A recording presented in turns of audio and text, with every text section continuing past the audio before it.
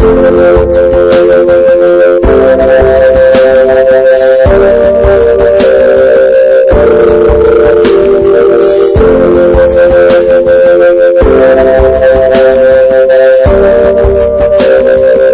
he really talking to those horses? Are they really hearing what he's saying? And by the end of the day, I totally believed it.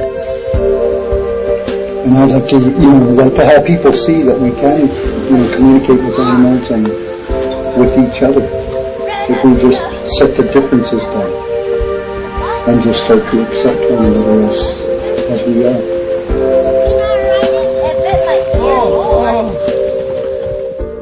High on the plains with their flowing manes, wild horses smell the air.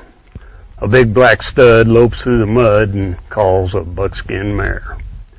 Down through the years, it's been a trail of tears for those that had to tame one. It takes a lot of force for a man to break a horse under a blazing sun. I got an assignment, so I came up. I hadn't met him before. I had spoken to him on the phone. So I met him, and I just had come up to write my story and sort of sit there, because I'm really scared of horses, actually. So I wasn't eager to do the horse thing at all. But when I saw the first woman at our clinic went and did her thing with her horse, I just was so moved that this woman could have a connection with a horse like that. And so I said to Stan, "Oh my God, I want to do this." And he said, "Fine, pick a horse." So I did. And it was utterly terrifying. And then I don't know what happened. Something happened. I just sort of trusted Stan enough to just keep doing what he said. And then I'm not sure what really happened at that moment, but it really did change everything. There are those that claim in a bid for fame they can break any horse with a back.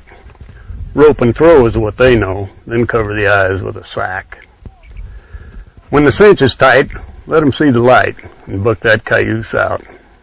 It's a darn good show, but it's a hard way to go, and a fool's route. I met Stanford through my wife, who's a home health nurse, and she told me that Stanford made his living by breaking horses. And I had to see it, because most of my life I've bucked out horses to break them, and you throw the horse, rope him and throw him, put a blindfold on him, let him up, have a saddle on him and cinch the saddle up, mount up, pull the blindfold and let him loose. Buck him out till he quits bucking. Stanford's method, the horse keeps his spirit. He's a good horse down the line. Anyway, I come out here and brought the horse, and in about an hour and a half, Stanford had me on her bareback, which impressed me. Using force to break will only make the bronc learn to respond to force. I tell you, pard, when you break 'em hard, you take the spirit from the horse.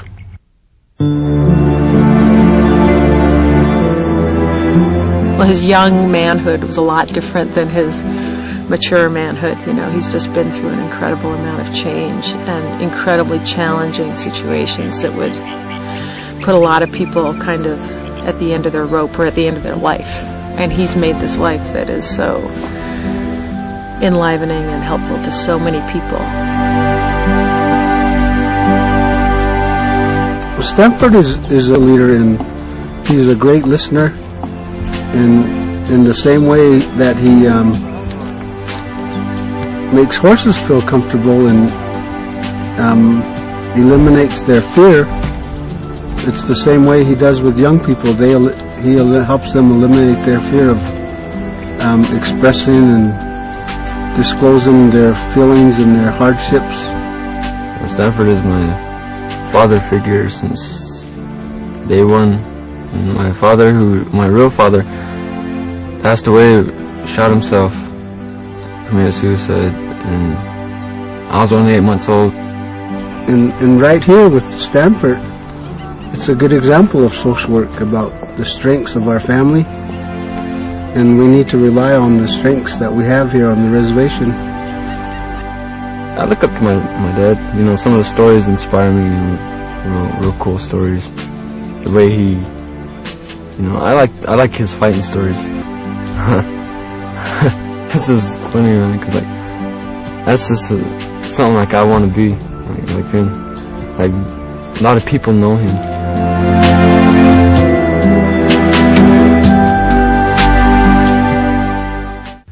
Early on in life, he faced some strife, but it turned his life around. His thoughts came clear on a horse's fear, and every thought was sound. I wanted to cry, you know, really cry. And he said, "Mom," I said, "Yeah, I'm here." So I went over to him, and his hand dropped, and he didn't pick it up again. So I know there was something wrong, you know, that was serious. I don't know how many cups of coffee she gave me, you know, without sugar. And boy, that coffee sure kept me awake for 3 days without falling asleep. I had to be awake to know what was going on with him. I was there with him all that night by myself. And everybody thought for sure, you know, that he was going to die. But me, you know, I just kept it that he wasn't going to die. And then I said, if you're really with us, I said, my son needs you right now, and I need you too. At first, you know, I just really hollered as loud as I could out there at the hospital. And I asked the Creator, you know, I want my son back, no matter how he is, I want him back.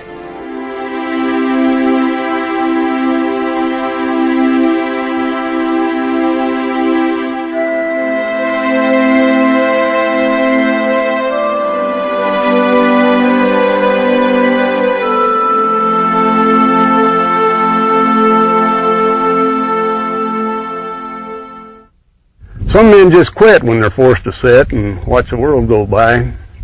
These men will talk of a wish to walk, but I know one that chose to fly.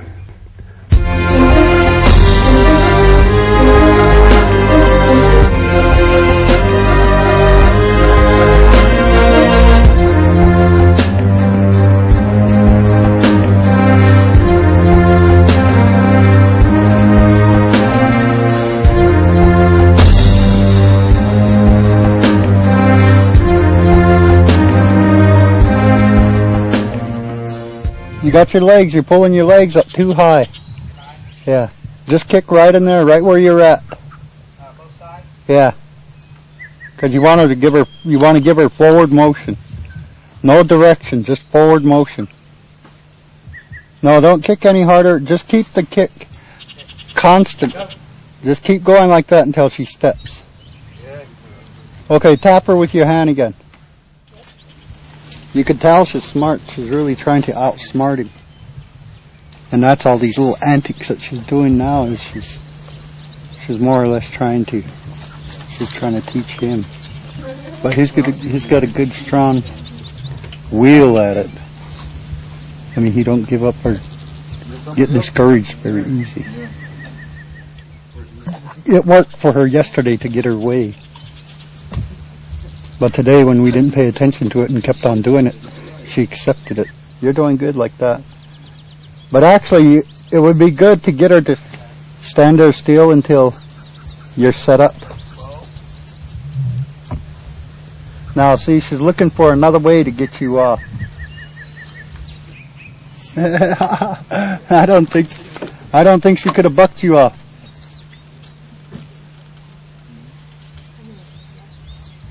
Well, she's licking her lips with it, so she's getting relaxed with it. And then when you get over here, we're going to get on one more time and then make her give you a couple more steps, and then we'll unsaddle her.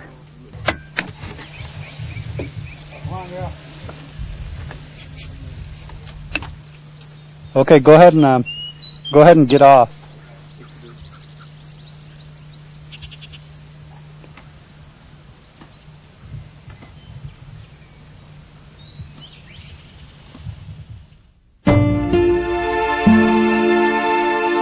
I was invited to 5 parties that night. And I just looked up, there's a herd of horses, and we went. And the parties were over. I was the only one that got hurt in the accident. I wasn't the one that was driving.